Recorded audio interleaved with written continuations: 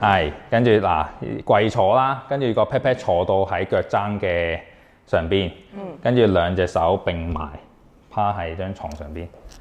好，而家呢度轉上嚟啊！哇，棘住咗，個頭可以望上嚟嘅。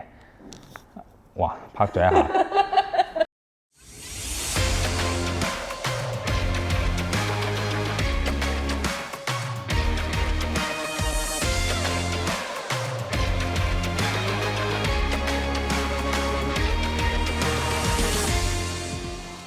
好嗱，咁咧而家咧就去有兩個動作可以 test 下你嘅胸椎嘅靈活性嘅，即係胸椎可以行到幾遠嘅。咁其實標槍運動員咧自己喺 gym 入邊咧都可以測到嘅。你揾張 bench 啊咁樣坐住，跟住兩隻腳夾住嗰個台面個凳嗰度就得啦。OK。咁呢個動作嘅目的咧係要限制我哋嘅髖關節嘅活動嘅 ，OK？ 跟住雙手抱胸啦，咁我哋攞一支棍或者標槍啦去做一個 reference。咁假設我哋而家呢度係0度啦，將你個人轉去嗰邊。好啊，咁從0度到呢度嘅呢一個角度就係佢胸椎可以旋轉嘅角度。好，試下轉過嚟呢邊。係啦，好，咁從呢度到呢度，大概45度嘅範圍啦，就係佢胸椎可以旋轉嘅角度。但係我哋要諗一諗，標槍係一個旋轉嘅角度嘅運動，所以假設你而家從呢一個角度嘅時候去做引槍嘅時候，係啦，其實佢係好緊嘅。佢連個膊頭都好緊。係，佢連個膊頭都好緊，所以就證明咧。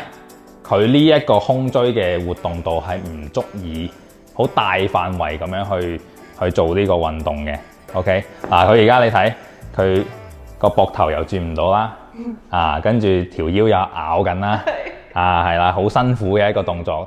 你諗下，喺一個快速又動態嘅過程入邊，你呢度又咁緊，跟住你又諗住去做一個好大範圍嘅動作嘅時候。其實好多嘅壓力都會壓咗喺你嘅腰啦，又或者係你嘅膊頭啊，喺你嘅手踭嘅。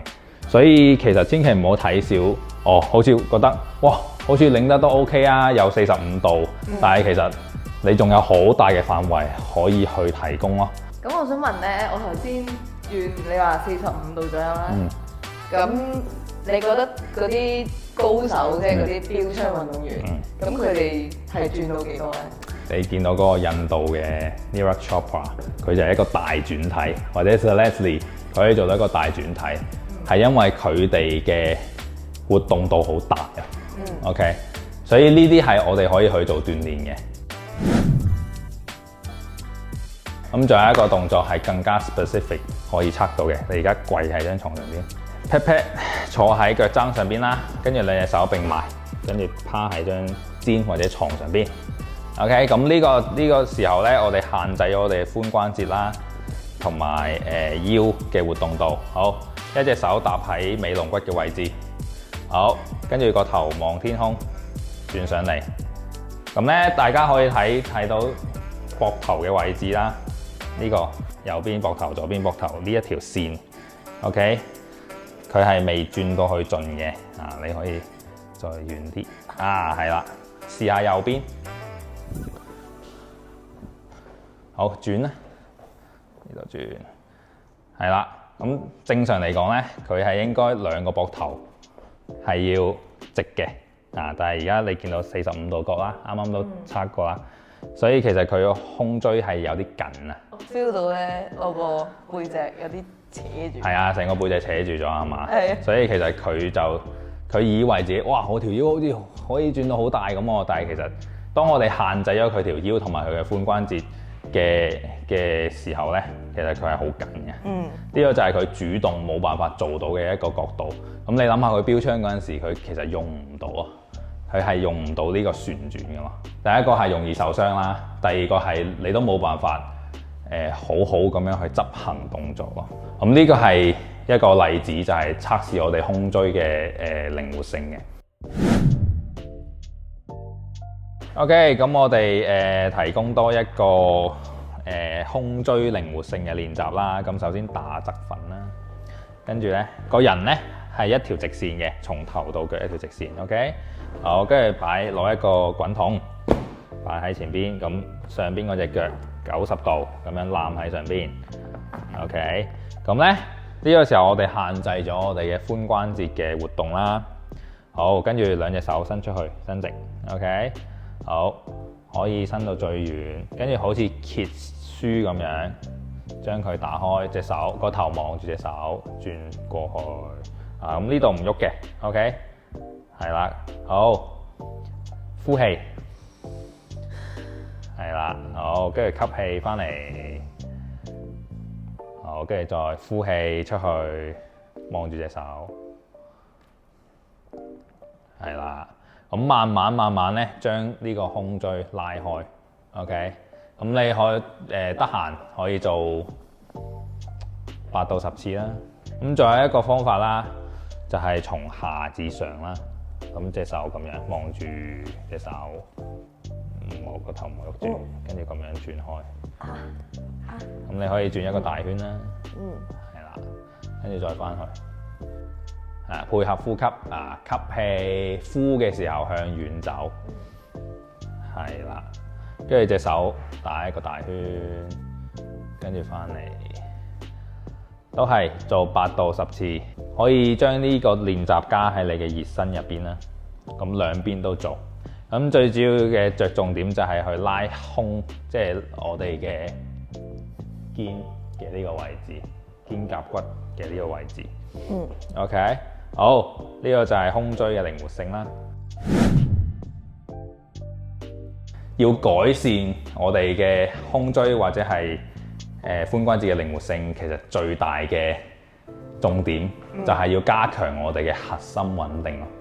因為你只要我哋要有支點，我哋先可以旋轉啊嘛。咁其實核心就係我哋嘅支點，係我哋做所有動作嘅一啲支點。點解 core 咁重要？係所有人最憎練嘅嘢，但係佢係最重要咯。咁除咗個 core 之外，有冇話例如拉筋啊？即係你好緊啊，肯定少拉筋啊嗰啲。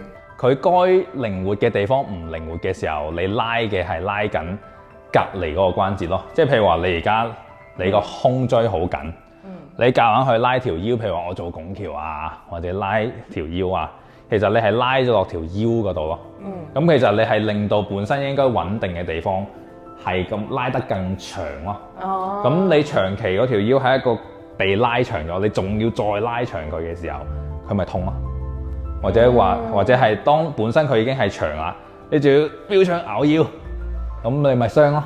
冇目的性咁樣去拉筋，就會出問題咯。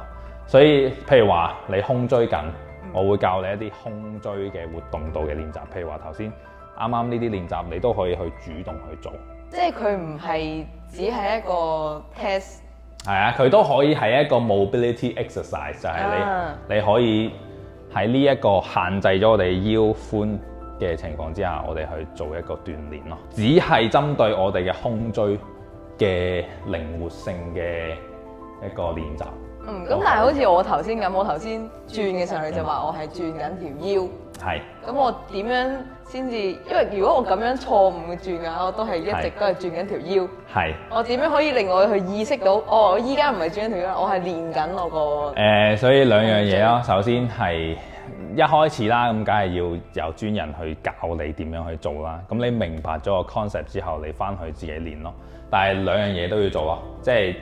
你要同時加強你雙輪嘅關節嘅穩定性，即係譬如話你要練咗 core 先啦，咁 core 完啦，你再去做一啲 mobility，呢兩樣嘢係要同時進行咯，即係唔係話我翻去係咁拉個胸就可以，其實唔係，因為你支點你都未知提供到，你點樣去令到佢該活動嘅地方活動咧？咁我哋而家去練一啲核心。